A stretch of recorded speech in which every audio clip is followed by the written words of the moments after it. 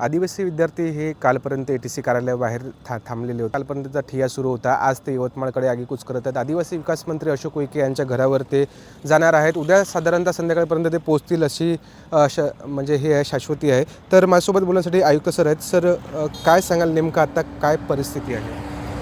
आता जे विद्यार्थ्यांच्या जे काही मागण्या होत्या त्या आमच्या परायुक्त कार्यालय स्तरावरच्या होत्या, त्या मागण्या मान्य झाल्यात.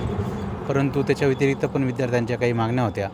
तर त्यांनी असं सांगितलं की आम्ही त्या अनुषंगाने माननीय मंत्री महोदयांच्या यवतमाळ इथे समजा बंगल्यावरती आम्ही जवळ सांगितलं आम्ही. तर त्या दृष्टीने त्यांनी मार्गक्रमण केलं.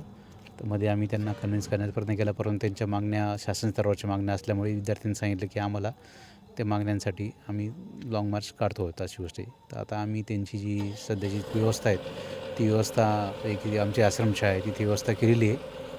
आणि पुढचं मग आता त्यांचे जे प्रतिनिधी आहेत विद्यार्थ्यांचे प्रतिनिधी त्यांच्यासोबतच आता चर्चा पण झालेली आहे आणि मंत्री महोदय या संदर्भात एक मिटिंग लावणार आहे.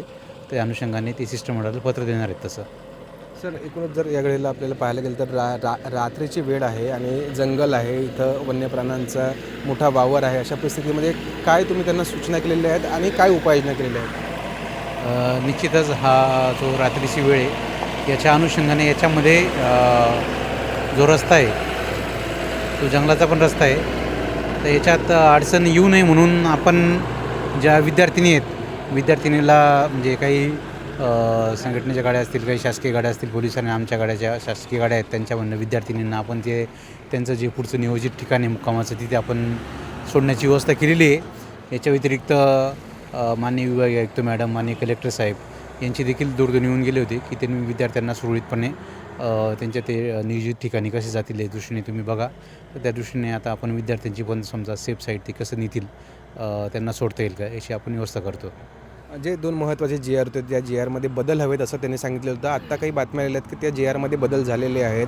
माननीय मंत्री महोदयांनी हे बदल केलेले आहेत. नेमका काय GR होता आणि काय बदल झालेले आहेत, याचा विद्यार्थ्यांना काय फायदा होऊ शकतो?